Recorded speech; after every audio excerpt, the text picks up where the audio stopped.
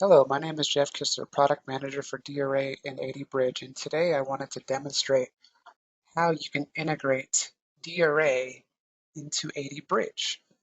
So as you already know as a DRA customer, the power that DRA offers with respect to managing Active Directory, object and access with the delegated controls of active use. But how do we extend that capability to be able to have insight and control with the Linux and UNIX devices today? With the integration of AD Bridge, you now have the ability to join Linux and Unix devices, both on-premise and within the cloud, into Active Directory, where those objects will receive first-class citizen rights, such as leveraging Active Directory authentication and authorization, as well as being able to accept group policies that are configured from Active Directory. So having said that, how do we leverage DRA to gain insight into those Linux and Unix devices? And how do we delegate access and control with those devices? So let's walk through a scenario that we've installed AD Bridge in our Active Directory enterprise, and we need to build delegation and control around those objects. So using DRA's Active View methodology, I've created a Linux management Active View, and I've extended control so that these specific objects, in this case the Linux devices, within a specific OU, in this case my Linux server OU within my enterprise, are where all my Linux servers reside.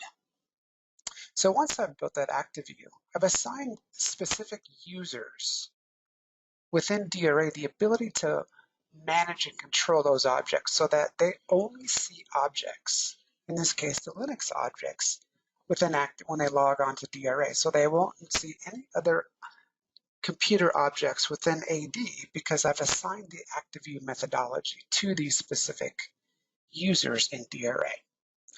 Not only that, I've created controls so that they only have specific powers with those objects, to include being able to add users to a security group that have the ability to log on to those Linux devices, regardless if those devices reside on-premise or within the cloud, such as AWS, Azure, or Google, and any other cloud provider that you may be using today.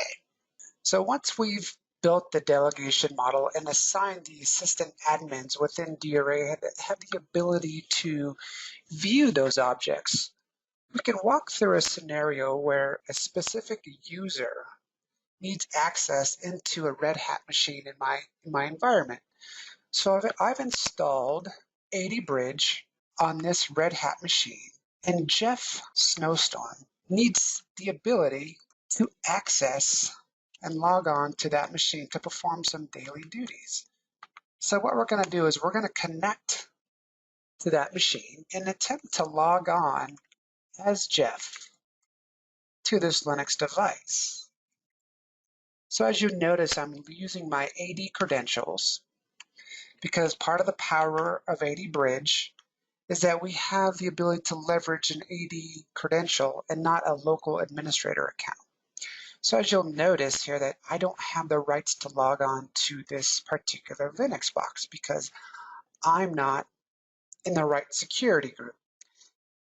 And as I mentioned a few moments ago, you have the power to decide which users have access to log on to those Linux devices, and that's via a group policy object. In this case here, I've opened up the GP editor, and I've determined that anybody that's a member of this particular security group has the ability to log on to this particular Red Hat machine.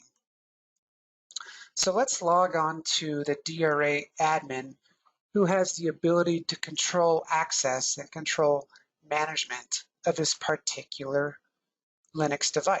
So in this case, Bruce Snow is a DRA user that's been delegated access to control authorization and access into this particular Red Hat machine.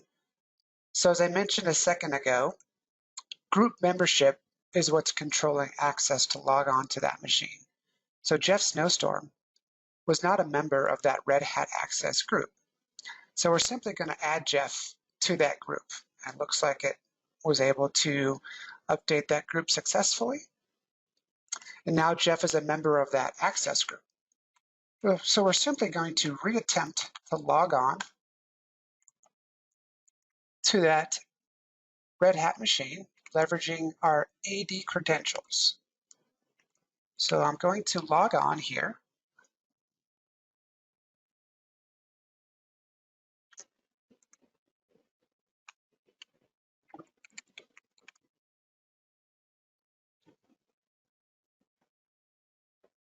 And what you'll notice here is when we put Jeff's password in correctly, we now have the ability to log on to this Red Hat machine using my AD credentials. And all of this was done with the integration power of DRA and AD Bridge, being able to delegate access and assign administrators within DRA, where we can determine who has the ability to add users to the security groups within Active Directory that have access to log on to those Linux machines. We also, with the power of DRA, have the ability to view who made the changes to those groups. And that's all done by logging via DRA. So we can really look here at an event log, and we can see that Bruce added Jeff to this group. So we've got insight and auditing visibility in place today with the integration of DRA and AD Bridge, being able to determine who has the power to add users to those respective security groups that we've specified via group policy objects. With DRA, we can also assign and update UIDs and GIDs when the Active Directory user logs on to those Linux and UNIX devices. And quickly customizing DRA, you have the ability to update the UIDs and GIDs so that when they log onto those devices, the proper permissions are applied based on UIDs and GIDs.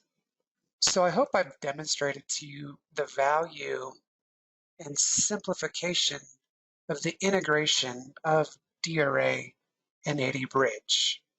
Thank you for your time today and have a great day.